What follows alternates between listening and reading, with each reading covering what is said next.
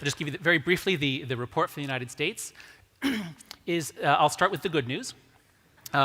The good news is that in the long run, crime is way down, the world is getting better, poverty is declining around the world, and as many of my libertarian friends in the United States tell me, things may look bad, but actually 2016 is the best year in human history overall.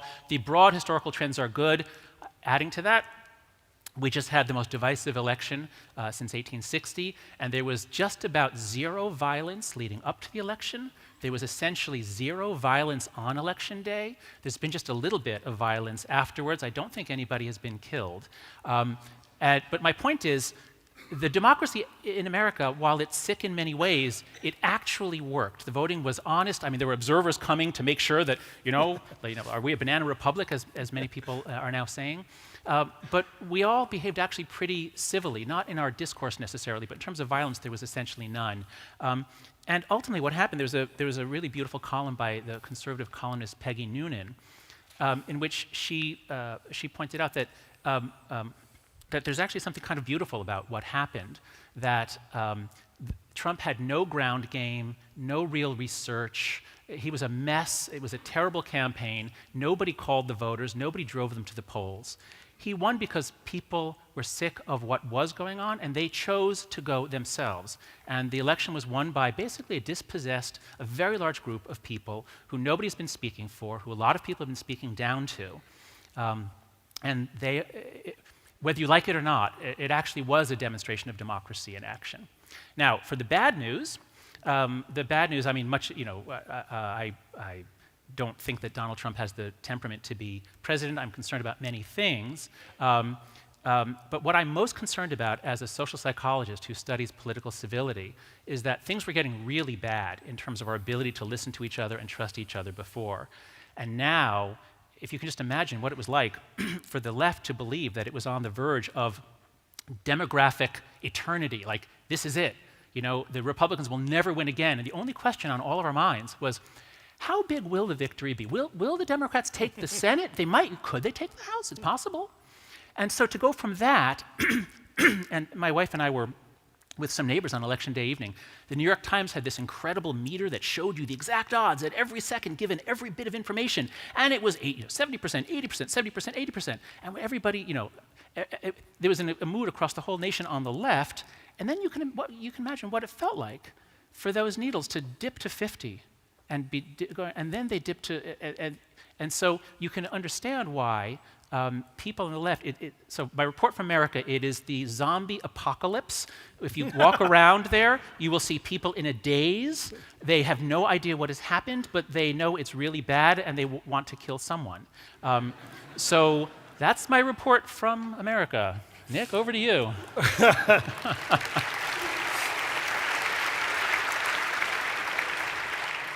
Well, John, I mean, I think everybody here will feel how uncanny your description is in its familiarity in terms of people expecting a particular result and then being shocked that right. Quite the reverse happened, because a very, very similar mood was around in the run-up to the referendum. In fact, on a referendum night, you'll remember that Nigel Farage, no less, declared that Remain had won. And equally then, by the way, at the same time declared that if Remain were to win, he was going to campaign the very next day for another referendum on Brexit.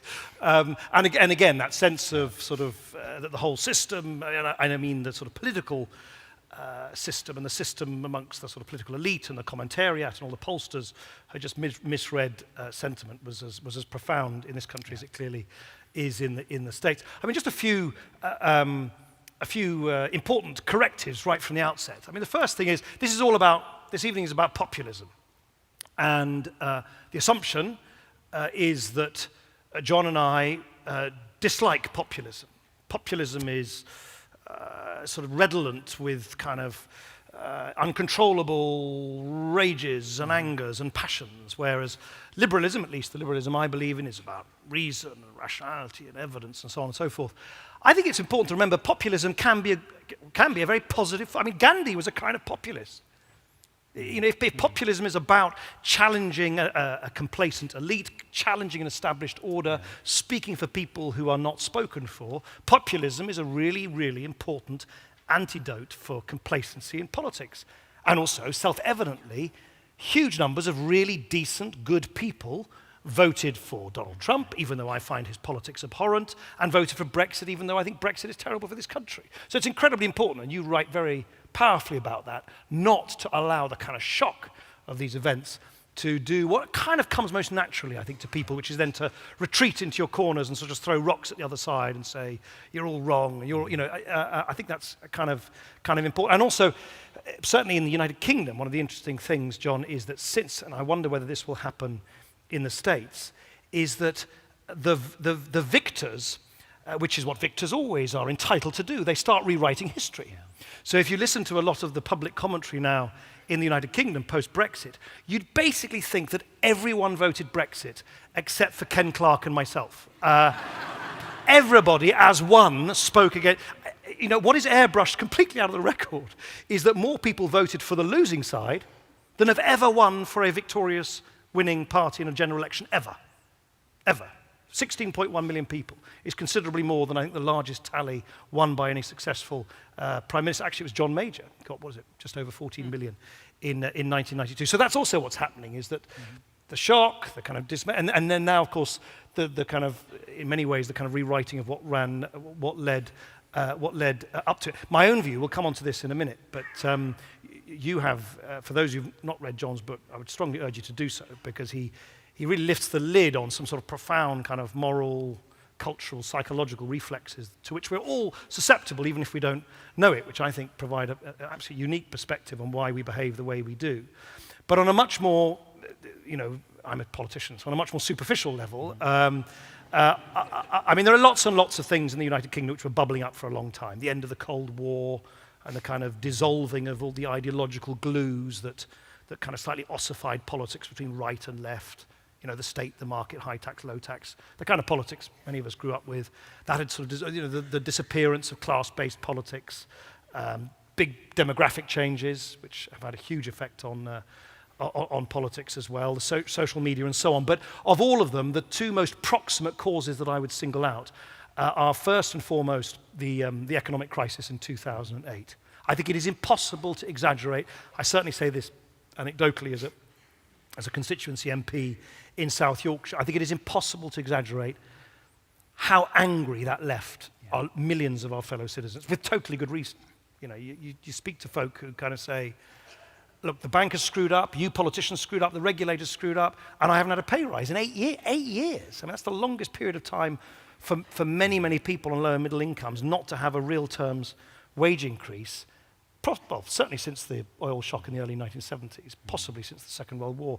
So I think that sense of kind of, oh, God, you guys, you keep promising that things are going to get better. They don't for me. You screwed up in 2008. Not a single bank has ended up, in this country at least, behind bars. A little bit different in the States. I think that's one massive proximate. I mean, I would go so far as to say, if 2008 had not happened, I wouldn't be surprised if the Brexit vote might have gone differently. And the second one, which then I think compounded that sense of disenfranchisement and rage, was just a nightly spectacle on our television screens of people pouring into Europe from these scary conflicts happening kind of in the Middle East, and we didn't know what's going on, and where are they going, and why can no one tell us how many they are, and where, oh my gosh, people are blowing themselves up and trying to kill people in Paris and Brussels. That elicits such a visceral sense of kind of a lack of control, which is why I think that the take back control refrain, which you may know, John, was the very sort of pungent refrain for the Brexit case, just resonated so much with people who just saw a system which, in the most elemental sense, like who's coming in and out of your community, was out of control. I think those two things congeal. I mean, in many ways, when I describe it like that, I'm fascinated there were 48% people who voted for Remain, because I think that was an incredibly heady emotional mix. I don't know whether that resonates with you. But so you're saying that the two are the 2008 financial crisis and immigration from the Middle East because of the wars. Yeah. Those are the two. And what I'd call the kind of Mediterranean migration crisis in Europe. No, I agree. Those were two gigantic shocks shared by Europe. The violence which was rightly or wrongly associated in the public mind with that. That's right. So I'll just first add to what you said about populism. So I think we both are very much in agreement that we're not even though the session here is what's wrong with populism, what's the matter with, or something about populism is the title of this evening, I think. Is that it? The Rise of Populism and okay, there it is. So, I mean, the way that I think about populism and democracy, populism is like the sword of Damocles hanging over the politicians. Populism is a problem because it's really, really hard to make good economic policy, and when populists have influenced that economic policy, it's usually much, much worse. Just ask Argentina and compare it to Singapore or Sweden. So populism is, I think, a bad thing in terms of governance and economic policy, but it's a very, very good thing in terms of there being a sword of Damocles, there being, and in case of emergency and massive dissatisfaction, break glass, let the demons out. We don't want the demons to come out, but if politics, and you say this very well in your book, it's something about the essence of it is holding politics to account. If politicians don't have the threat of people saying, no, I hate this, then it can go much, much worse. So we're not here to say populists are bad. I think we're here to say what went so wrong that there's an angry populist backlash, which we both understand and even to a large extent empathize with. And how can we avoid this happening in the future? How can we get better politics? So I think, again, we're very much on the same page there. Right? Okay, so as for the causal story, so that's what's on everybody's mind, I think, is what is happening and why is it global? We all are so used to our own national stories and trying to change those narratives to make our side look good and their side look bad. And suddenly it's everywhere, and it's not just our two countries. There's even hints of it, hints of it in Korea, which has had an economic slowdown, and populism in Australia. So what's going on? And I completely agree with the 2 or 3 causes that you mentioned. I would just add what I've been doing in my writing recently, because instead of talking about this stuff, I'm supposed to be writing a book on capitalism and morality, and how do you get capitalism? Small little subject. So that's what I'm supposed to be doing. And so I've been reading about the history of capitalism and what happens when nations adopt free market policies. And what happens is wealth goes skyrocketing upwards. And it's not just that the rich get richer, it's that everybody gets richer. And then a generation or 2 later, everyone gets rights. And so that's why in the long run, the world's getting better and better and better. And if we were having this conversation 2 years ago, I would very much agree with my libertarian friends who say, look, I mean, in the broad sweep of history, it's amazing how good everything is. It's amazing what's happening. But there are some interesting paradoxes. There are some interesting ways in which the progress of a free market society creates conditions that undermine either the progress of a free market society or democratic capitalism. And so here's the main one I want to put out here for our discussion. I've spent a lot of time reading the work of the psychologists and sociologists who create the World Values Survey. They survey, it started in Europe, now it's global, every 7 years, that you can see these beautiful maps showing the whole world and where they are on this 2-dimensional value space. And so Sweden and Scandinavia in the upper right, that means their values are the most, it's like freedom-loving, emancipative, that's the word, freedom or emancipative values, and they're the most secular rational. So that's Sweden. And then the bottom left, from my perspective here, bottom left is like mostly African and Islamic countries that still have the values appropriate to an agricultural society that has no trust in government, that has no faith that there will be food 6 months from now. So it's very, very different sets of values. As countries get wealthy, they move up and then to the right. They move to that zone where Scandinavia is now. And that's a good thing. It's a wonderful thing. What happens is then everyone's values change. In the next generation, they really begin to care a lot more about women's rights, gay rights, animal rights, human rights, the environment. So you get this very progressive shift in values. Okay, so with this sort of audience, I'm sure that all sounds great. So that's step 1. But here's step 2. Once you have these incredibly prosperous, peaceful, progressive societies, the people there begin to do a few things. First of all, it's not everybody who has those values. It's everybody in the capital city and the university towns. They all have these values. So if you look at our countries, in America, we're like pretty retrograde in some ways, but if you look at our bubble places, they're just like Sweden. And that means that these people now think that, nation states, they're so arbitrary. And, just imagine if there were no countries. It isn't hard to do, Imagine if there was nothing to kill or die for, no religion too. So this is the way the values shift, and so this is what I and others are calling the globalists. Like the new left-right is like the globalists versus the nationalists. And so the globalist ethos is tear down the walls, tear down the borders, nation states are arbitrary.